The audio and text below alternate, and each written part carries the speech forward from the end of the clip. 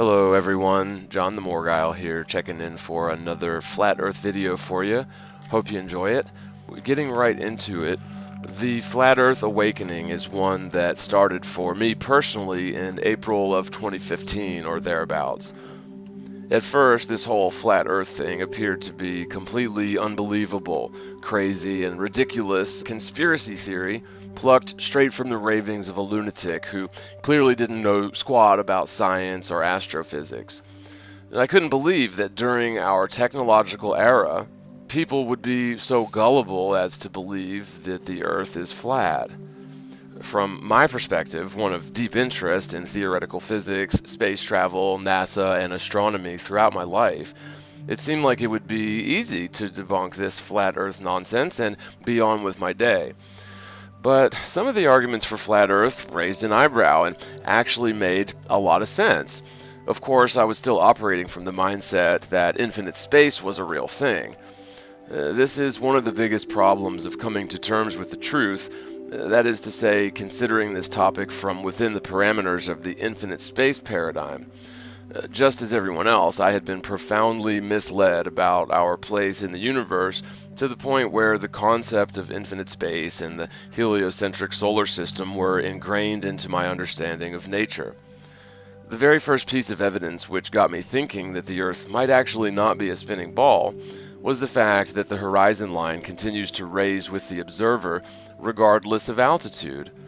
We've all seen the high altitude footage of the horizon captured during, for example, the Red Bull Felix Baumgartner jump from space, where we can clearly see the curve of the Earth from about 100,000 foot.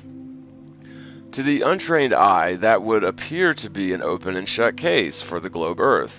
We can see the Earth's curvature from this vantage point, and so the Earth is obviously a globe. But when you realize that this is merely a trick of the camera, a fisheye lens which creates the illusion of a curved horizon, also known as horizon, it becomes clear that whomever was responsible for directing this shoot was being deceptive.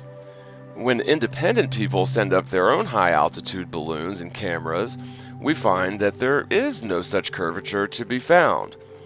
This begs the question, why, if there is Earth curvature, would high-profile stunt coordinators need to fake Earth curvature? Of course, this doesn't prove the Earth is flat. It does raise some red flags to the interested observer looking into the topic. If the Earth is in fact a sphere, there would be no need to fake Earth curvature. According to the globe Earth theory, the horizon line is a physical phenomenon which is caused by the rotund Earth vertically descending down and away from our vantage point. In reality, the horizon line is an optical phenomenon which is only subjective and is caused by the convergence of distant objects at the level of the observer's eye. In reality, the horizon is an optical phenomenon, or an illusion really. The apparent angular size of objects diminishes in direct proportion with the distance from the observer. So if you're standing 2 feet away from a telephone pole, it will essentially fill the entire vertical field of view. The same telephone pole 100 feet away will only constitute a few degrees of your field of view. At a certain distance, the apparent angular size of the same telephone pole will be invisible to the naked eye, or it will be indistinguishable from everything else along the horizon or the vanishing point. The telephone pole will apparently shrink with distance, and the center point of that shrinking or squishing will always be aligned to your eye level. At a certain distance, the telephone pole will have converged with the horizon, which will also be at the level of your eye.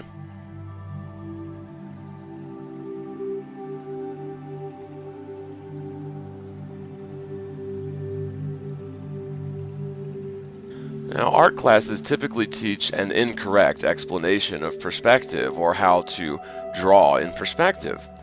It is often taught that in order to draw in perspective properly, you choose a vanishing point which acts as a reference point to which all parallel lines jutting out and away from the observer are aligned.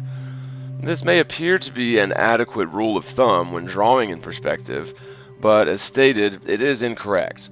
The problem lies with the fact that parallel lines running away from an observer's point of view only converge at the same point if they are equidistant from the center point of an observer's line of sight.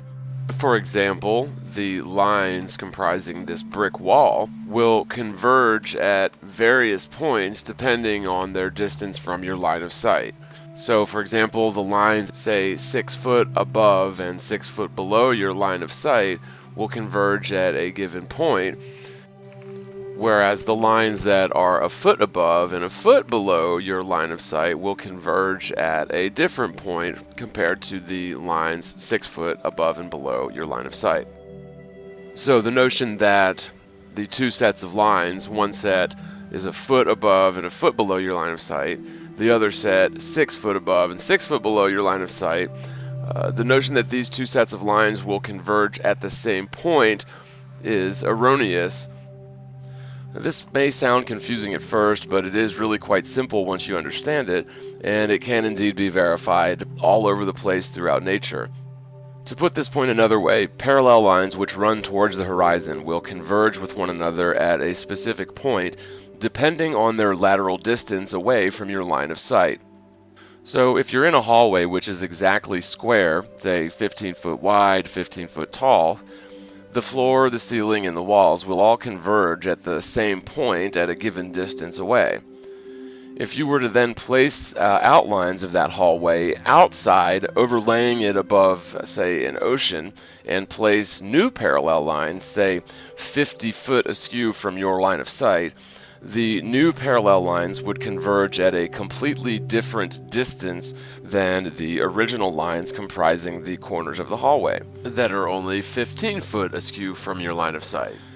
This principle of perspective can be verified by anyone who cares to study parallel lines in nature, which is to say, it is a self-evident, immutable law of how we observe nature. When observing vertically oriented objects, such as telephone poles or the masts of distant ships at sea, it's equally important to remember that the horizon line itself, comprised of earth or water below the line of sight, and blue skies above, this horizon line will act as an obstruction to your line of sight, at least when it comes to objects that are sitting on the ground and vertically oriented, jutting up above the horizon at a distance. So the waters comprising the bottom portion of the horizon are physically stopping the light coming from the lower portions of a distant ship, preventing that light from reaching your eye, and thus creating the illusion that the ship has gone over a curve. Refraction of light also plays heavily into this equation.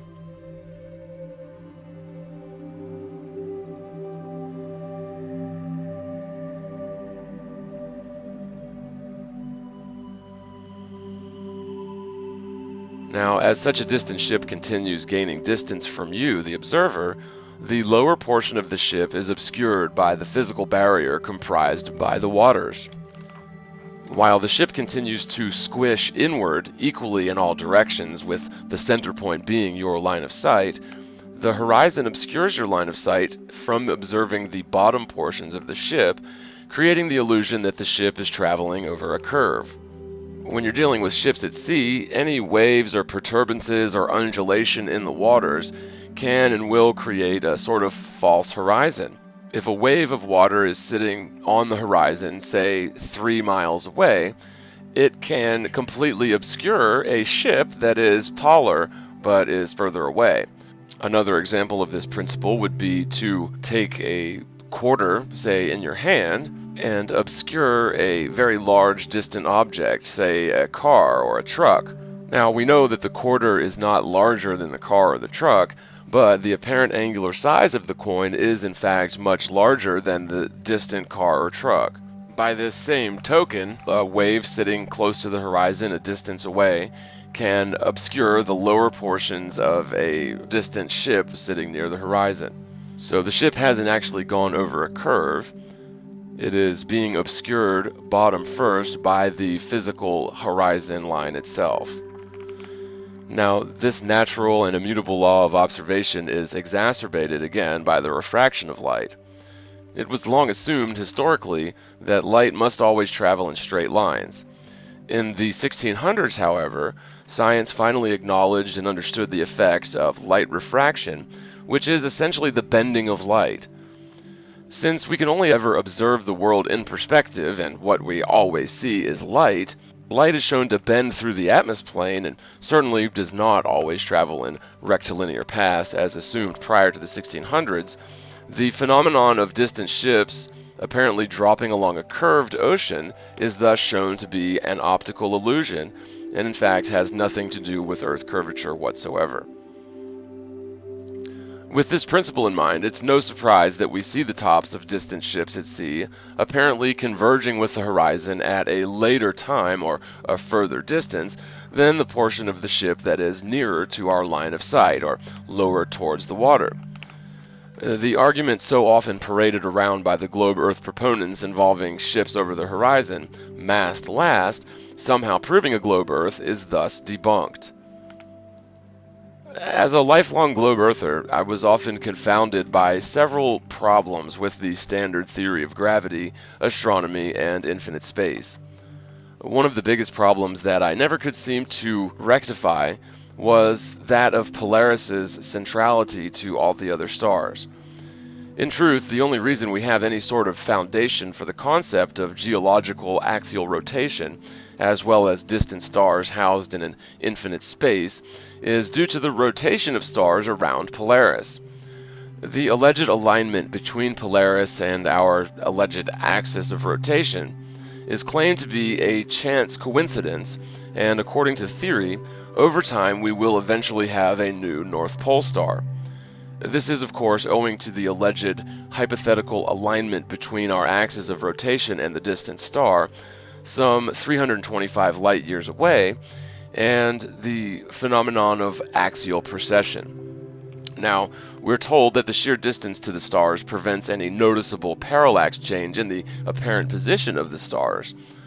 In other words, since we are supposedly traveling through space with the Sun at nearly 500,000 miles an hour, as are all the other stars, allegedly in a similar motion, you would expect to see changes in the position of stars relative to one another. Since some stars are allegedly much closer than others, the nearest star being about 4.2 light years, the furthest visible with the naked eye star allegedly some 16,000 light years, according to the standard theory.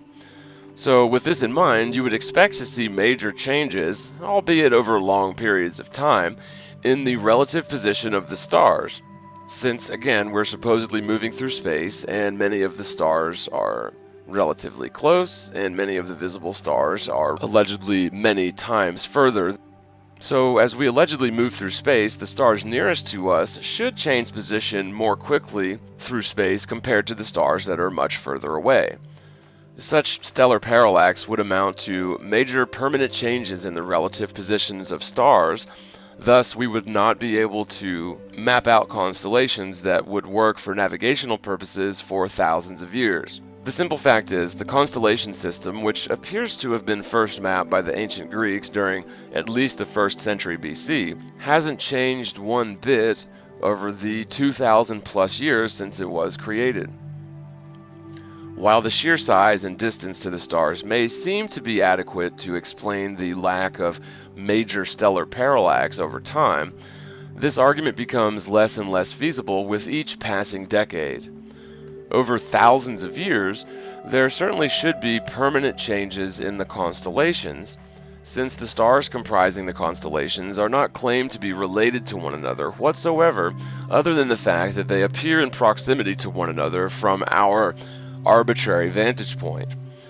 So in a single constellation, you might have one star that's supposedly 20 light years away, and another star in the same constellation that may be purported as 200 light years away.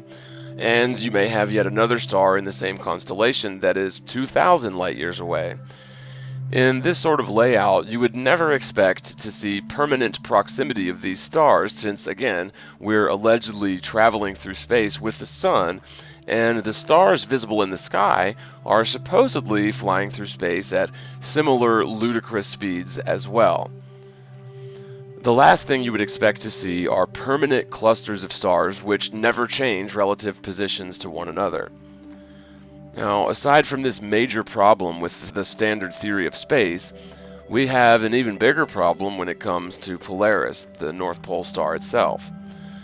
This is due to the fact that Polaris is unique in the respect that all the other stars make daily circuits around it. It's claimed that this phenomenon is directly resultant from Polaris's near-perfect alignment to our alleged axis of rotation. Of course, if you consider the ball-Earth model, if you're facing north and observing Polaris at sunset, you'd be facing in the opposite direction towards space 12 hours later when observing Polaris just before sunrise. These two angles give us a triangle, with the equator or respective latitude line being the base of the triangle. If you map this observable data into 3D AutoCAD software, which is extremely accurate, it shows that Polaris is only a few 100,000 miles above the Earth according to such triangulation data. This simply will not do when it comes to the ball-Earth theory, as Polaris is alleged to be quadrillions of miles away, not mere hundreds of thousands. As Polaris is proven by simple triangulation to be much closer than purported by theoretical astrophysics, even assuming a ball Earth, this is a huge problem for the standard theory. Furthermore, since the Earth is allegedly in motion, as is the Sun, you'd certainly not expect to see Polaris as central to all the other stars over the course of thousands of years. Again, this is because when you're facing towards Polaris, say at sunset, you have one leg of a triangle, and 12 hours later at sunrise, or just before sunrise, you'd be facing in sort of the opposite direction towards space, creating another leg of the triangle, and of course the equator, or whichever latitude line applies, would be the base of that triangle. So if you move the Earth millions of miles, as claimed by the globe Earth theory, it doesn't seem feasible that you would have this perfect triangulation on Polaris, which has never even budged a smidgen over thousands of years. But this is truly only the beginning of the problems with Polaris and the ball Earth theory. The Earth allegedly undergoes a 26,000-year wobble cycle. This means that the Earth's axis of rotation would necessarily be in constant flux, and certainly couldn't point towards Polaris for thousands of years. This alleged wobble in the Earth's axis demands that we absolutely cannot have a stable or permanent North Star in perpetual alignment with our hypothetical axis of rotation. If the Earth's axis is wobbling through space along a long-term precession circle, the most obvious evidence for such axial precession would necessarily be found in whichever star is aligned to the axis. So if Polaris is aligned to our axis right now, in 20 or 40 years from now, we should see a measurable, permanent change in the centrality of Polaris, as the alignment we have right now simply will be misaligned after a few decades of precession. The Earth's axis is claimed to be phasing through a 26,000-year wobble or precession cycle, which demands that our axis should never be aligned to a single star or a single point in space for longer than a couple of decades at the most. If the Earth is wobbling once every 26,000 years, as they claim, then we should see a single-degree change in the alignment of our axis over 72 years, or a quarter of a degree in just 18 years. In truth, we have never seen any change in this alleged alignment between our axis and Polaris, meaning the ball Earth theory yet again fails to match observable reality. This argument is completely separate and independent of the concept of parallax, which is again explained away by the incomprehensible distance to the stars. Now, in this case, with the alignment of our axis towards Polaris, the further you place Polaris, the worse the problem becomes. So the unimaginable distance to Polaris actually exacerbates the problem as opposed to apologizing for the issue. Now, this has to do with the alleged angle which our axis is pointed off into space. This angular alignment between the Earth's hypothetical axis and Polaris, some quadrillions of miles away, must necessarily be extremely precise. So again, the further you place Polaris, the more precise the alignment must be. By its nature, even such a sluggish transition in this axial alignment Again, that's 1 degree over 72 years. This sluggish transition would demand the night sky appear dramatically different from one century to the next. To test this claim, one need only begin a cursory study in alignments. If 3 points in space are aligned to one another, even a very slight motion of one or more of the points will necessarily result in the loss of this original alignment. This is another one of those self-evident, immutable laws of nature which must be completely ignored to continue one's belief in the ball-earth theory. The ball-earth theory demands that the world be in motion through the galaxy, zipping through the cosmos at some millions of miles per hour, with the galactic frame of reference. At the same time, the Sun is alleged to be making circuits around the center of the galaxy at nearly 500,000 miles an hour, while the Earth makes circuits around the Sun at nearly 70,000 miles per hour at a 60-degree angle to the Sun's alleged path of travel. Furthermore, these alleged velocities would be following curvilinear trajectories, which means that angular acceleration or centrifugal force would necessarily be present at all times and would be phasing through different angular relationships between the two orbital paths, and would thus manifest itself perceivably to our senses, measurably to our tools of physics, and yet no evidence, no measurement has ever been taken of this alleged motion around curvilinear orbital paths. No such motion has ever been observed or measured, but is only a matter of theory, and indeed a matter of necessity for the globe-Earth theory. So in other words, this motion must exist, even though there is no evidence for it. It is purported to exist because it must exist for the theory to hold water. It is this sort of illogical anti-science which has been allowed to be taught in schools as scientific fact, but is nothing more than conjecture built on top of theory founded upon the Copernican principle or the mediocrity principle. Now, the incomprehensible yet elusive and undetectable orbital motion would also be compounded by the alleged spin of the Earth. We are supposedly changing our orientation relative to the Earth's direction of travel through space 180 degrees every 12 hours. So anyone who says that there is no acceleration when it comes to the spinning ball Earth has not really thought this through. That's a massive amount of acceleration constantly. So as the Sun rises, the Earth's orbital trajectory would be oriented as if an observer at the equator is standing on the nose of a speeding bullet. 12 hours later, the same observer would have phased 180 degrees to that path of travel, so as to be standing on the rear of a speeding bullet, 180 degrees opposite of where we started 12 hours earlier. This amounts to a total acceleration of over 130,000 miles per hour during this 12-hour period. Of course, a bullet only goes about 2,500 feet per second, where the ball Earth supposedly travels ridiculously faster than that, a whopping 18.5 miles per second, or 97,680 feet per second, almost 40 times faster than a speeding bullet. Contrary to all this alleged hypothetical motion, the Earth is definitely a fixed frame of reference, which is a big problem for the globe Earth theory, although it is never admitted.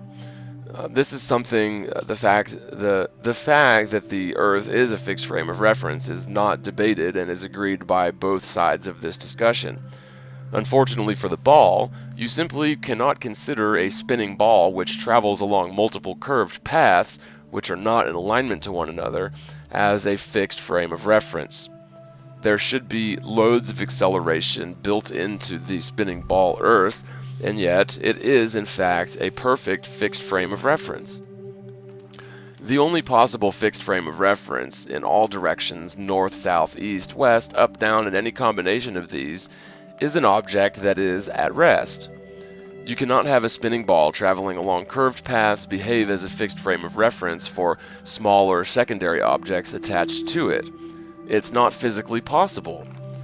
So the fact that the world is certainly a fixed frame of reference for objects such as airplanes, this is independent proof that the world is at rest. Anyone with an open mind can confirm such obvious and self-evident facts of nature. There are really only two factors which have allowed the ball Earth theory to survive as long as it has. First is, of course, the forced indoctrination of every last one of us during our formative years. While the globe Earth theory is utterly absurd and fantastically illogical, when we're just children we can easily be convinced of pretty much anything. Many of us remember being incredulous the first time we were told that our clearly flat and stationary world was a spinning ball. Any arguments we might have mustered against the ball Earth theory were quickly shut down by some authority figure, be it a parent or a teacher, who was also indoctrinated into the same belief system during their formative years.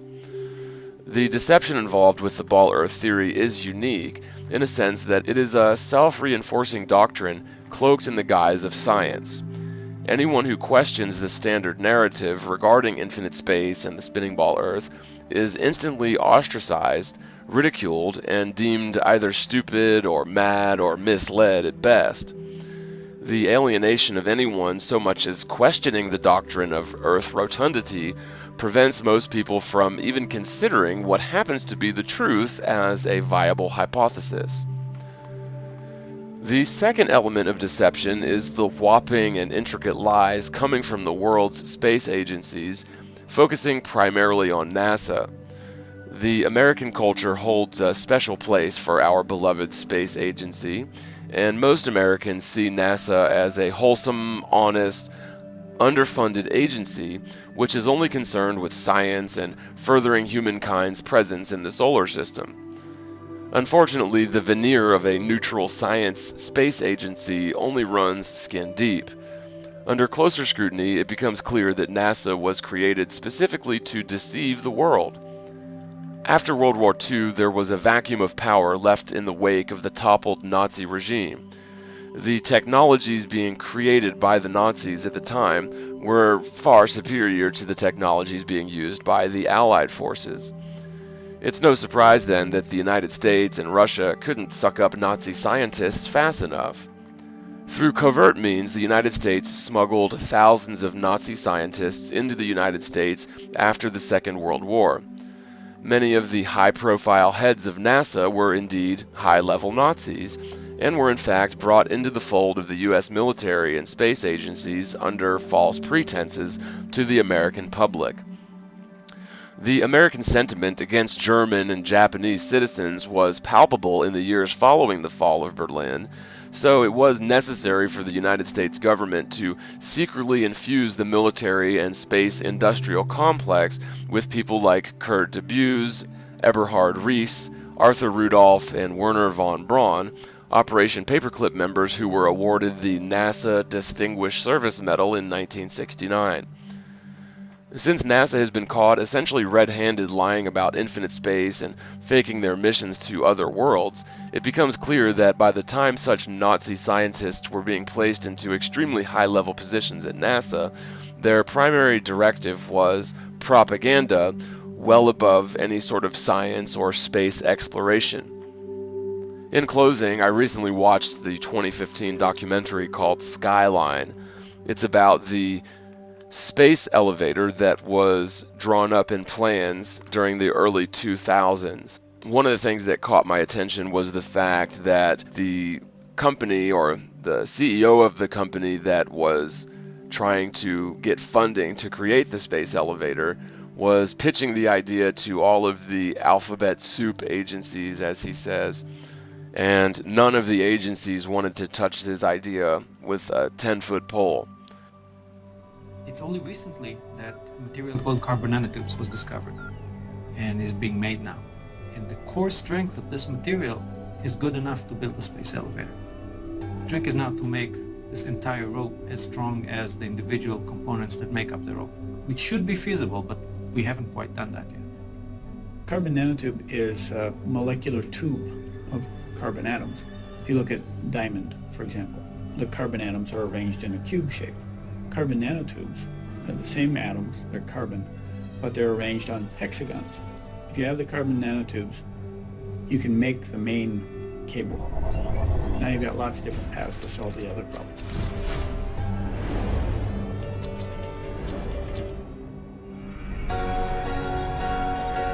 I knew about the space elevator concept as a thought experiment, something that you run into when you read some science fiction.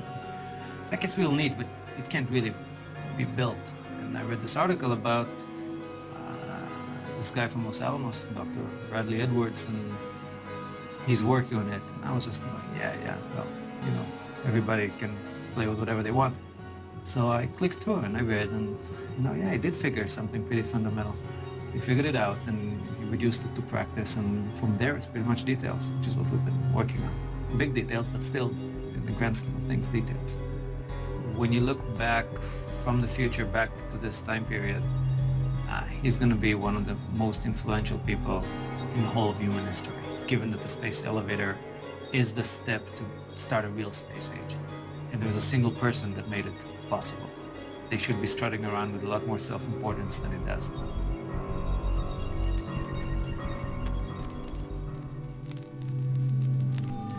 A flashing star marked the location of a synchronous satellite. From the star, two thin lines of light started to extend, one directly down towards the Earth, the other in exactly the opposite direction, out into space. People, instead of saving up to go to Disney World, will now be saving up to go to space. When you get up to a certain point, then you can let go of the tether. And depending on where you let go, you will fall in different directions. If you climb up halfway through the atmosphere, 20 miles or something, you let go, you'll fall back down to the ground. If you climb up to what's called geosynchronous orbit, where a lot of communication satellites exist, and you let go, you'll just float there, because that's sort of the balance point. If you let go further away, you'll get thrown away and you can have a free ride to the moon or Mars.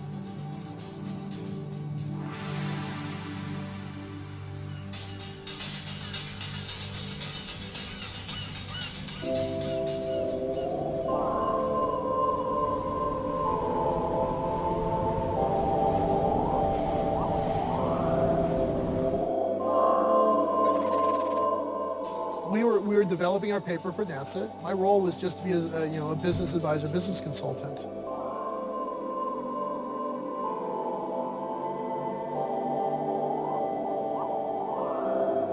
And that's when we filled in a lot of gaps, a lot of details on exactly how you would build a space elevator. I was so excited about this project. And every day it was a new high. Like, we just kept getting better and better stuff happening. And it was great. It was intoxicating.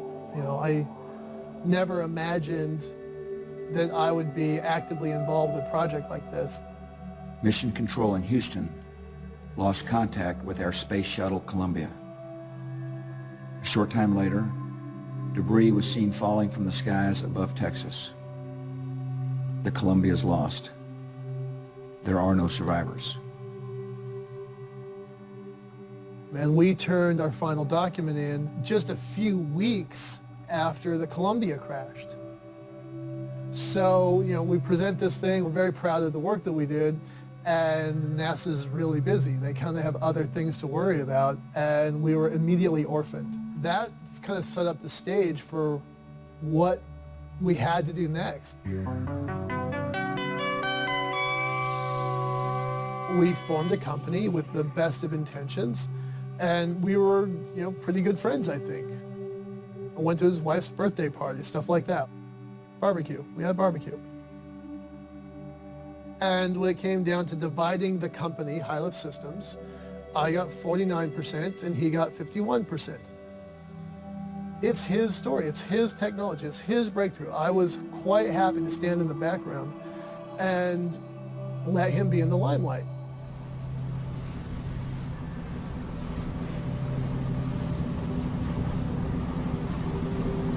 We're trying to pitch the elevator.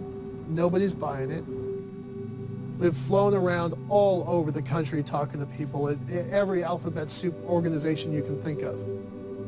I put up something on the website that if you were able to invest into an elevator to space, how much would you invest? Michael wanted to start a company, sell shares to do the work and toward building a space elevator. And did a couple of things that you can't do when you start a company like that.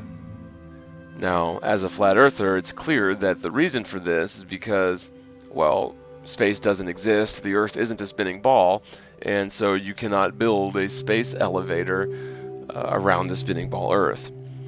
Now, I don't believe that the people responsible for designing and trying to fund the space elevator were somehow deceiving or deceptive in any way, shape, or form. I believe they 100% believe what they were trying to do was legitimate, just as those responsible for designing and engineering satellites have no idea that they're not actually in orbit around a ball Earth. The mainstream media has recently been trying to snipe the credibility and sanity of flat earthers by releasing several hit piece style documentaries which are presented as being neutral, but in reality they are taking underhanded and thinly veiled jabs at the sanity and clarity of the flat earthers. I think it's a shame that they are unable to showcase the actual cogent proofs and arguments for flat earth, and instead resort to underhanded tactics to try and sully flat earthers' good name and try to obfuscate the actual proofs and arguments for flat earth by presenting straw man arguments which are easily shot down.